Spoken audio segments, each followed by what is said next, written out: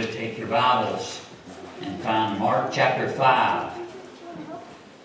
Mark chapter 5, that's where we will spend most of our time this morning.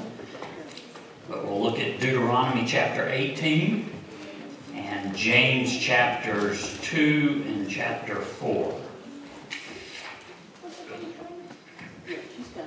Mark chapter 5, Deuteronomy chapter 18, James chapter 2, and chapter 4.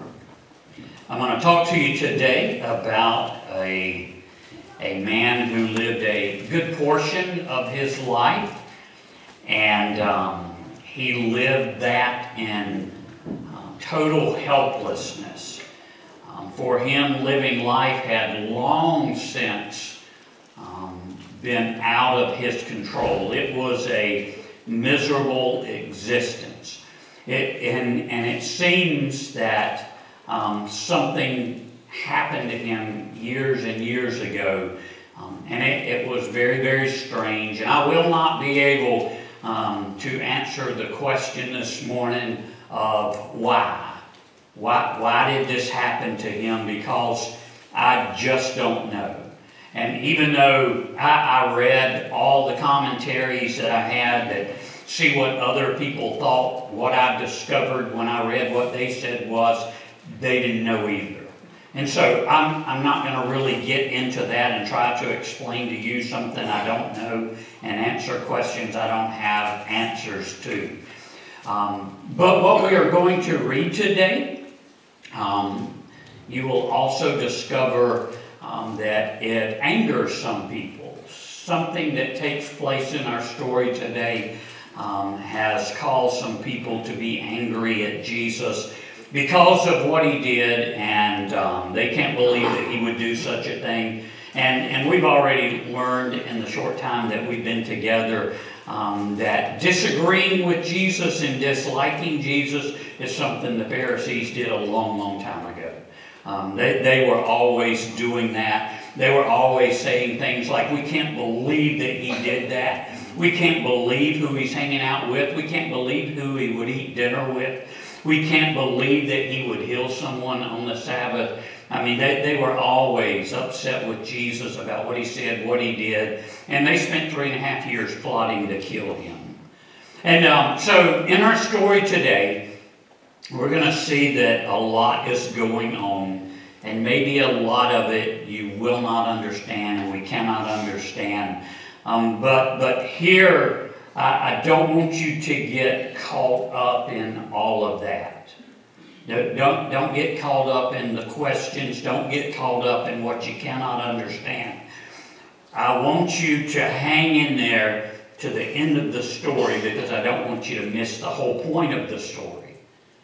Because again, that is the most important thing. At the end of the story today, God is going to tell us what he wants us to do. And it's important for us to know that. Once God gets a hold of your heart, there's something that he wants you to do. Now, we all have our individual desires and wills, and God has his plan for each of us, but there's something that he wants us all to do.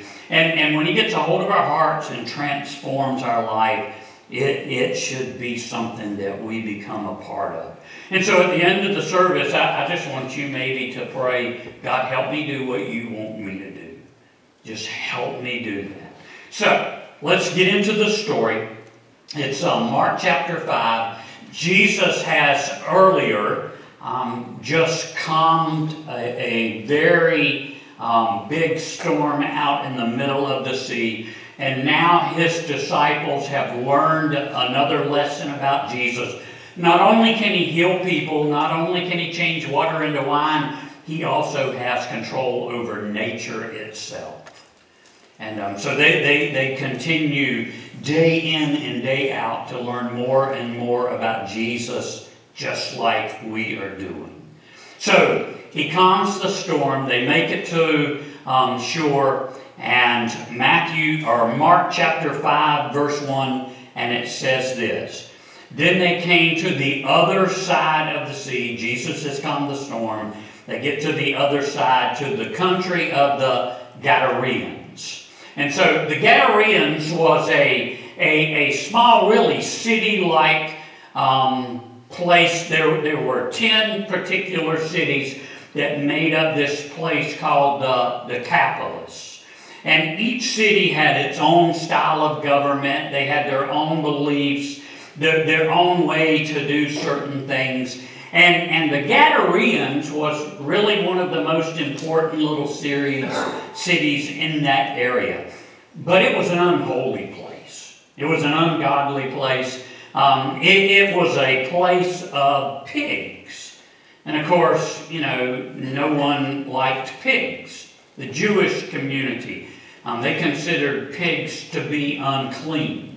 And so it was this place where there were plenty of pigs, and a lot of demons, and a city of Gentiles. It was considered a dark place.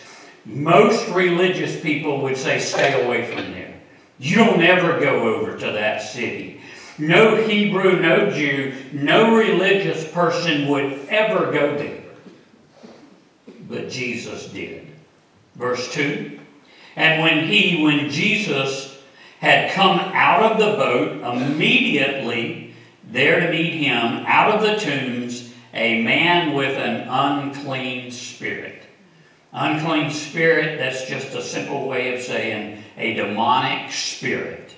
So this man had a demon or demons that resided in him, lived inside of him.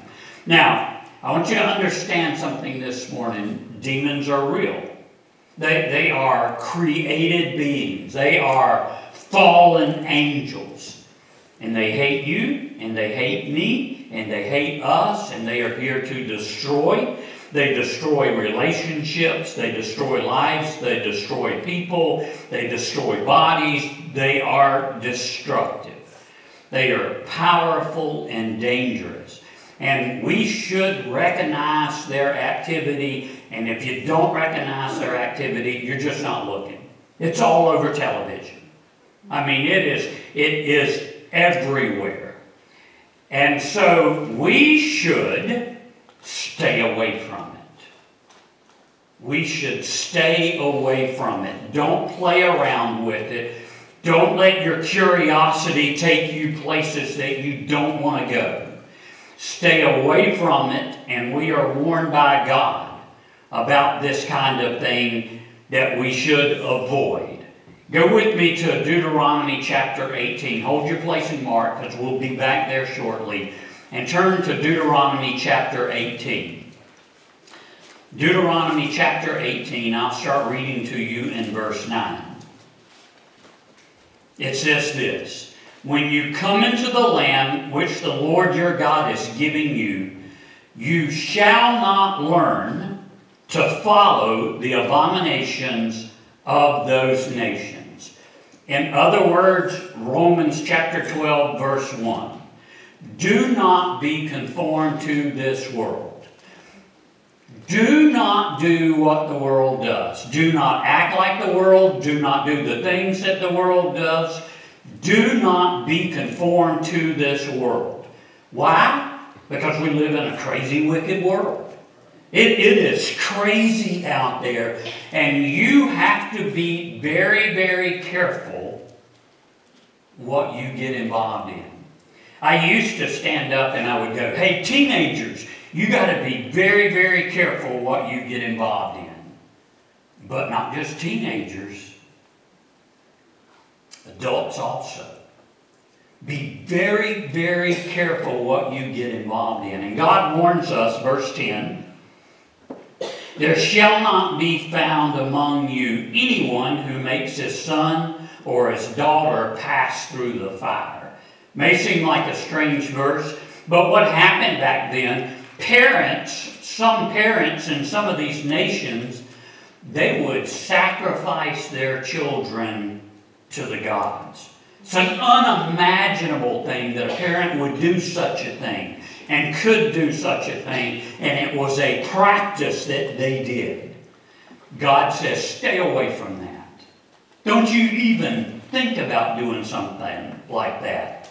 Stay away from that, or one who practices witchcraft, or a soothsayer, a fortune teller, or one who interprets omens, or a sorcerer, verse 11, or one who conjures spells, or a medium, or a spiritist. Yeah, I mean, it is cinnamon, I can't even say it, after another.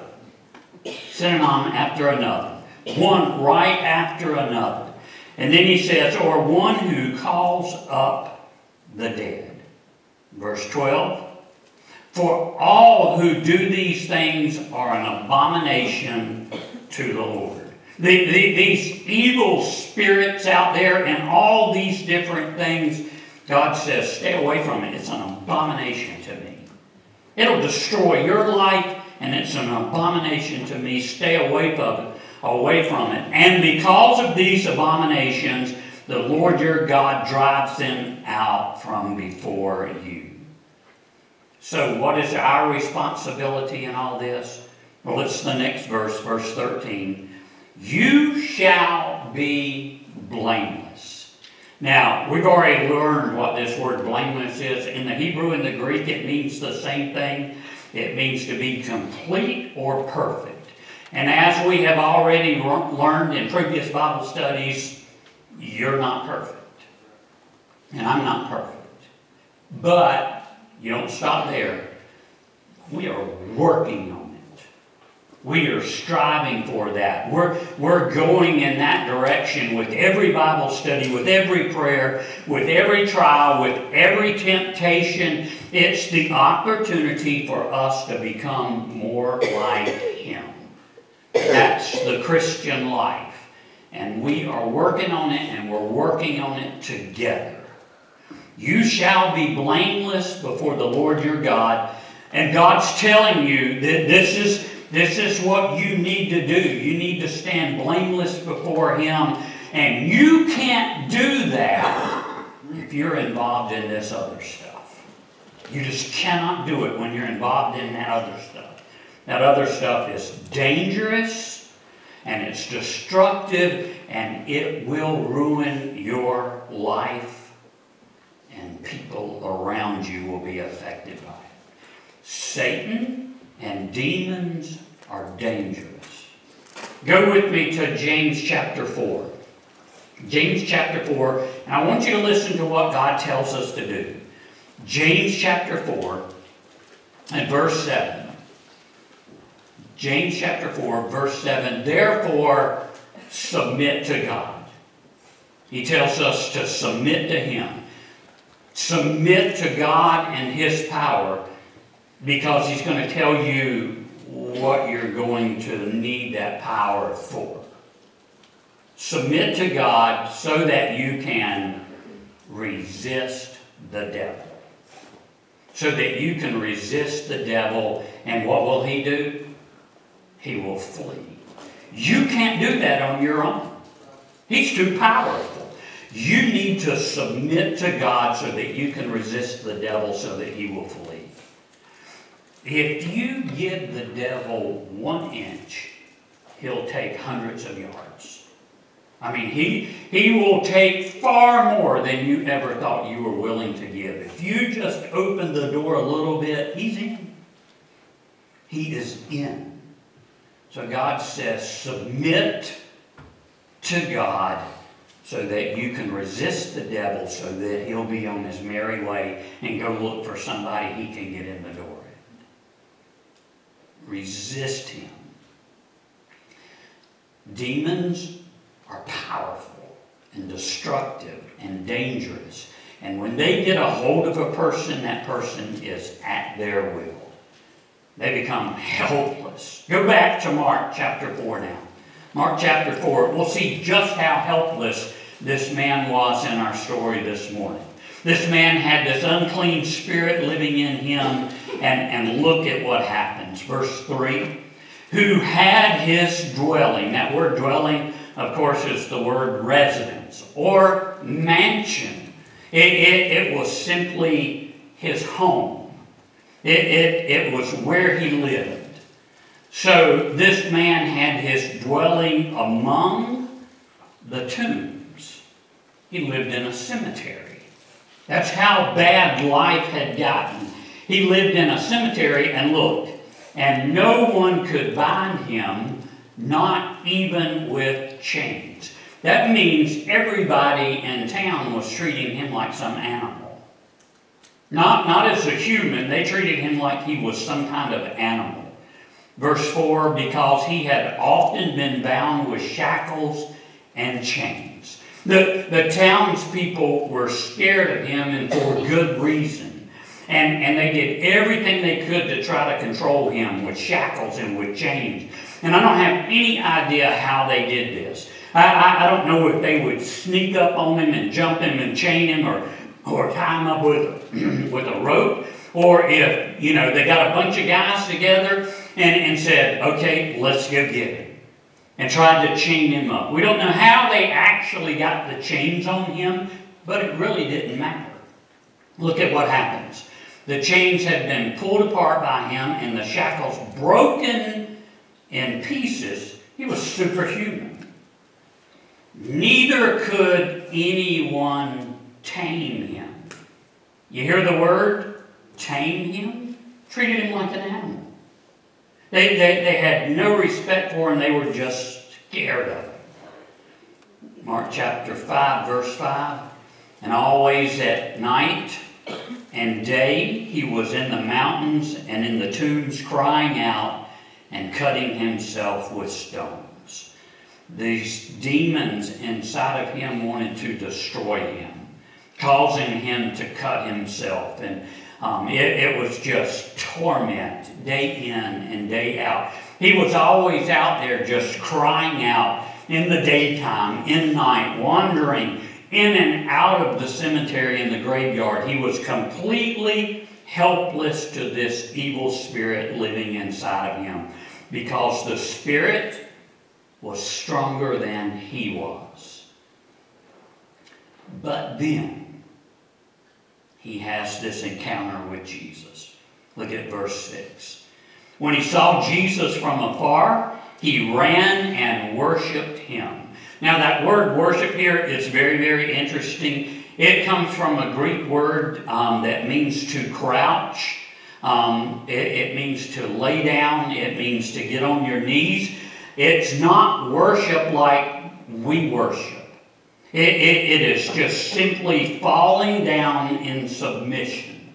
It is just planting your face in the ground before someone who is more powerful than you are. Demons immediately recognize Jesus. When they see him, they know immediately who he is and what he's all about. They know that Jesus has this great power. They know what Jesus could do to them. They know all about Jesus. Let me show you something. Look in, hold your place again in Mark and go with me to James chapter 2. James chapter 2 and verse 19. Look at what it says. You believe that there is one God. We do. We believe that there is one God. You do well. That's a wise thing. You do well. But look, even the demons believe and tremble. See, they know who God is. They lived there at one time. They were cast out of heaven. They know all about God and who God is and what God can do. They know so much, the Bible says, they tremble. Now that word tremble in the Greek, it means to shake. It's like you get a chill over you and you can't stop. I mean, they tremble at the sight of Jesus. It's a physical shaking before Jesus, because they are afraid. They are afraid of him. Back to Mark chapter 5, verse 7. So, here's this unclean spirit. It has recognized Jesus. He's bowing before Jesus. And look at what happens. Verse 7. And he cried out with a loud voice. And that's very interesting too. I mean, he's yelling at Jesus. And said, what do I do with you, Jesus, the Son of the Most High God? This demon who knows who Jesus is, he just cries out to him and he yells, I implore you, by God, that you do not torment me. So here's this demon who's tormenting this poor man, and he begs Jesus, don't do that to me. Don't torment me. Please don't torment me. You see, demons know Judgment Day is coming. There's coming a time where they will face eternal judgment, that they will be dealt with by Jesus harshly. And so this demon either knows that time hasn't arrived, or he's praying, he's hoping, he's begging Jesus, don't torment me. Don't send me there. Please don't do this to me. Don't torture us. Because they know Jesus is in charge and he can. Verse 8, for Jesus said to him, come out of the man, unclean spirit. Now, if the story wasn't strange enough already, it's going to get a little stranger as we move on. First, Jesus is going to answer a question or ask a question. And here's the great thing about Jesus. He asks a question and he always knows the answer. Isn't that great? I mean, always knows an answer. Just like your teacher at school. They ask you a question, they know all the answers. It's great. They know it. But I love Jesus. He asks a question. He knows the answer. And so here's his question, verse 9. Then he asked him, what's your name? Now, not a strange question at all. You know, just asking what his name is, even Jesus already knows, but he asked him the question. The strange thing is the answer. Look at the answer. Okay, Jesus says, what is your name? And he answered saying, my name is Legion. So he didn't give him his name. You know why he didn't give him his name? He gave him a number instead of a name. See, Legion, back in those days of Roman, it was a Roman regiment. It was 6,000 foot soldiers and 120 horsemen. So my mind's going, does that mean that this poor man has 6,120 demons living inside of him? That seems to be what he's saying. I don't know if that's the exact number, but whatever it is, this guy is tortured. This poor man is completely out of control because he has no control. There's nothing for him left to control. So many demons. Then he asked him, what is your name? And he answered saying, my name is Legion. For we are many. We are many. Verse 10, and he, this would be, I guess, the demon spokesman, and he begged Jesus earnestly, that he would not send them out of the country. I don't know why. Why they asked Jesus not to send us out of the country of the Gadarenes. We want to stay here. I don't know if it's because the place was so evil and they just wanted to stay in that city. I mean, certainly they made the place evil. But for whatever reason, they did not want Jesus to send them to another place. They wanted to stay right where they were. But they know Jesus has the authority to send them anywhere he wants. He can send them to the abyss. He can send them anywhere he pleases. And they ask him, please don't send us away out of this place. Don't send us out of this country. Verse 11, now a large herd of swine was feeding there near the mountains. And verse 12, so all the demons begged him, saying, send us to the swine, that we may enter them. And now the story gets even more strange. Because they're saying, well, Jesus, since you're not going to allow us to stay in this man, please send us into the pigs. please let us go into the pigs. In verse 13, and at once Jesus gave them permission. Then the unclean spirits went out and entered into the swine. There were about 2,000. So about 2,000 pigs. If there's 6,120 spirits living in this man, that means about 3 spirits per pig. You know, I don't know. And the herd ran violently. That word violently there is the word often translated to the word reflex. It's what the pigs did. It was just a reflex. It's like, I don't know if you've ever been chased by bees. My reflex is go. I mean, run as fast as I can. That's what they're talking about here. These demons go into the pig and they just naturally just run. Just chaotically. And the herd ran violently down the steep into the sea and drowned into the sea. Now, in the society that we live in today, there's a number of people, a large number of people that have trouble with this scripture, and of course they have trouble with Jesus. Because their question is, why would Jesus kill all those pigs?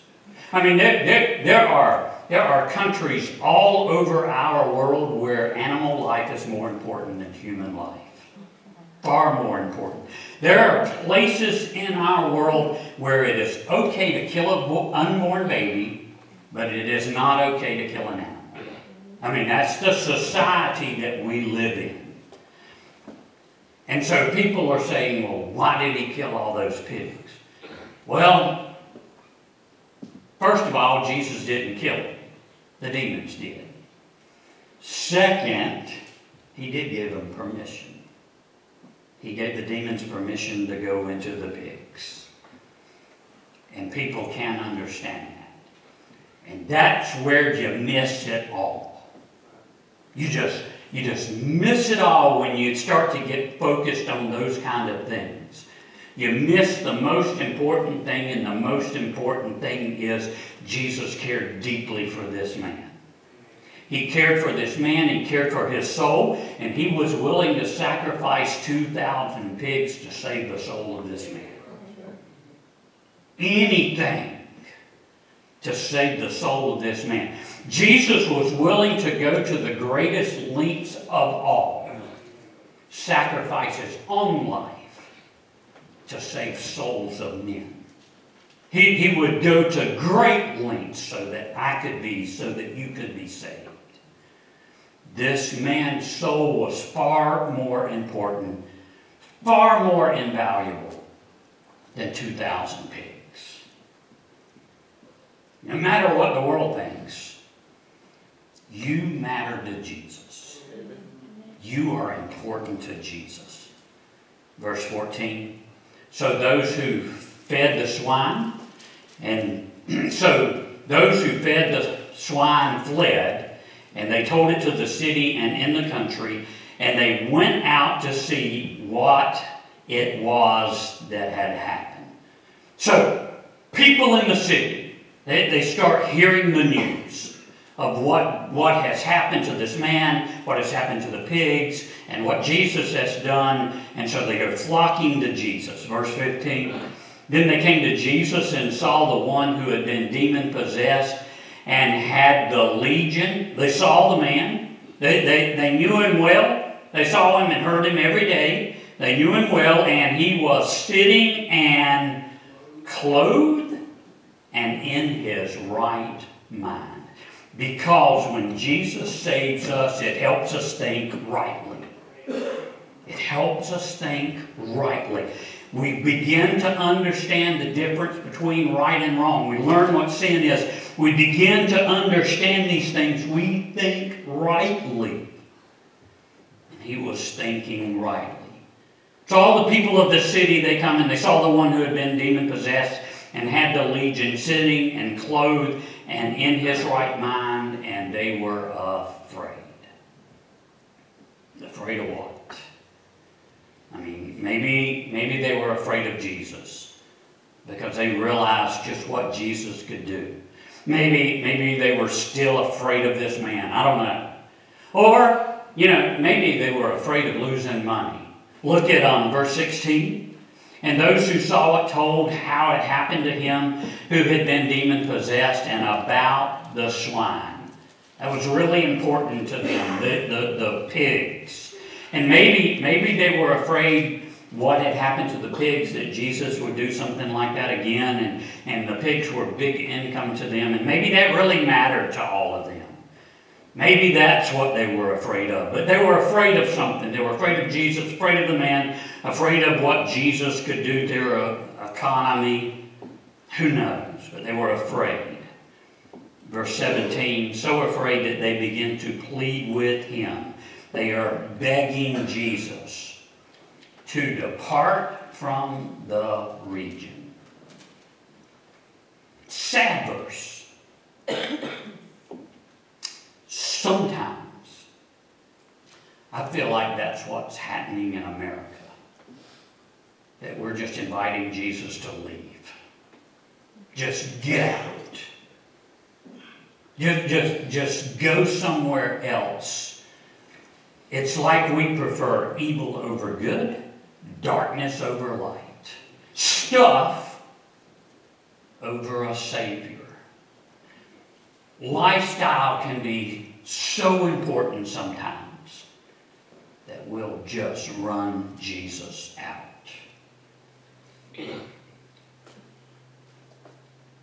It's what we live for here in America, is the lifestyle. And they begin to plead with him to depart from their region. But what about the man? Let's get on to the important part of these verses this morning. What about the man that Jesus healed? What did he want? Verse 18.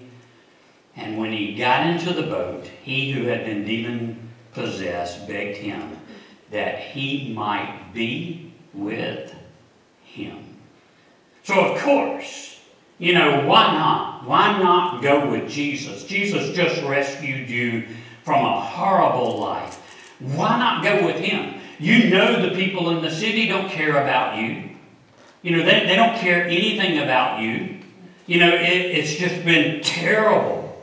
This city has just been a terrible place for you. There's nothing there for you. Of course you want to go with Jesus. And what does Jesus say, verse 19? However, Jesus did not permit him, but said to him, go home. Go home to your friends. It's amazing that he had any friends. But go home to your friends and tell them what great things the Lord has done for you, and how he has had compassion on you. Go home and tell them. I want to tell you a story this morning. It's a story that I've never ever told from the pulpit before in my whole life. And in all of my ministry, I've only maybe mentioned parts of this story in passing. Never the story I'm about to tell you. And I'm hesitant to tell you the story. I even went to Cindy, I think it was yesterday morning, talked to her about it, just to gain some wisdom from her. But I'm hesitant and reluctant because I would not ever want you to think that I'm anything special. Because I am not. There's nothing special about Glenn other than Jesus. That's it. That is all. And so I talked with Cindy about it. I thought about it all the way into church this morning. I just wasn't sure. Then when I got into Sunday school, then I decided, well, I'm going to do it. I'm going to tell the story. And the reason I want to tell you the story is I want you to know how important it is that you go home and tell your friends and tell them what great things the Lord has done for you. How important that is. So the story begins a long, long time ago in a land far, far away. Not really that far. It was in Charlotte. Cindy got saved. My wife got saved. And right away, she knew that her old wicked husband, he needed to get saved. But she didn't know how that worked. She didn't know how to tell me. Only thing she knew was to invite me to church. And that wasn't happening. That wasn't going to happen. And again, that's a whole nother story. And I can't wait to tell you that story someday because that's fascinating. But that's a whole nother story. A year later, I got saved. And when I did, it was on. I mean, it was on. And within 2 weeks, I led my cousin to the Lord, and I had absolutely no idea what I was doing. Man, I couldn't find a Bible verse if you wanted me to find one. I'm just a young Christian. I don't know anything. I knew how to find Genesis and Revelation. You know, that's pretty easy. But that was it. That's all I knew about the Bible. When the preacher would preach, he would go say, turn to Mark chapter 5. You know what Glenn did? Table of contents. Table of contents. And the whole time I hear all these pages turning, I'm hoping, please, preacher, don't say anything till I find it. Because I want to write down whatever you say. You know, please don't go too fast. Sometimes I was so slow, and I couldn't find the scripture that he was talking about. And I was disappointed. I mean, I was so disappointed. And I would try my best to remember so that when I got home, I could write down what he said. But I wrote down everything he said. Every word. I got saved. And we were so excited about Jesus. I mean, this was an amazing thing that had happened to me. We were so excited about Jesus, and we were just soaking up all of Jesus that we could. And we were so excited about Jesus that excitement was spreading everywhere. I mean, it was amazing. Now, here's the thing that you need to know about that. We didn't know it. We didn't know what was happening around us. We were just excited about Jesus. We didn't know all these things that were going around us. We didn't know what was happening. We didn't even think about it. It was only years later that we began to understand. This excitement was spreading through our family. It was spreading to our brother-in-law, to my brother-in-laws, and all through our family. It was spreading through our friends. And it started spreading through our church. It was just crazy. It was revival. And we didn't know. We didn't know we were having any impact on any single person anywhere. We were just excited about Jesus. That was it. We laid in bed and listened to sermons every night. If somebody was talking about Jesus, we wanted to hear it, and we wanted to talk about Jesus. And it just spread and spread and spread. It was revival. It was excitement everywhere. Why did I want to tell you that? Because Jesus said, go home. Go home. That's all we did. Just go home to your friends and tell them what great things the Lord has done for you and how he had compassion on you. And then verse 20, look at what it says. This is what the man did. And he departed and began to proclaim in Decapolis. That's that 10-city region.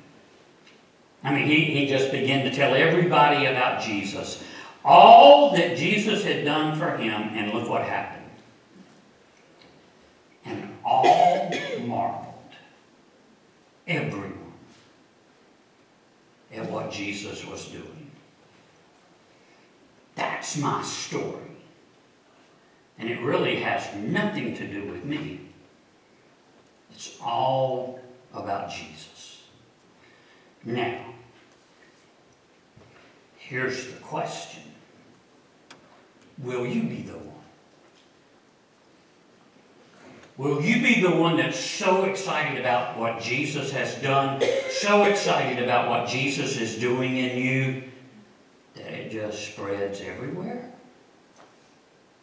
You don't have to know where the books of the Bible are. You'll learn them. I can even find some now.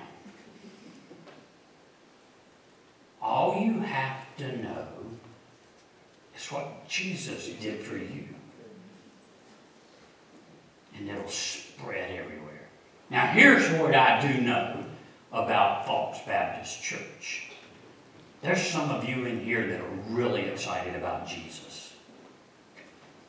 Let it spread. Just let it spread. And revival will take place. Would you stand with me?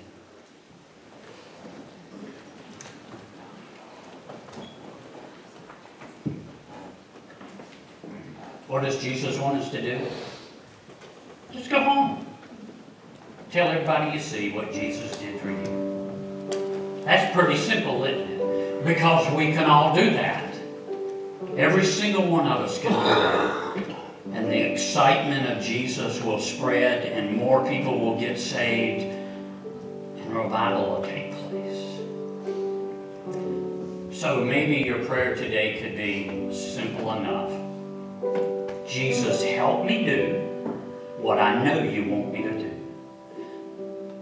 Because sometimes that's hard for me. So Jesus, I need your help. So we're going to sing. I'm going to invite you that will. You just come and pray, and just maybe you want to just tell Jesus, I want to be the one. I just want my excitement of Jesus to spread everywhere. Maybe you're here today and you don't know Jesus as your Savior. I invite you to come and speak to me. I'd love to share with you how you can know Jesus.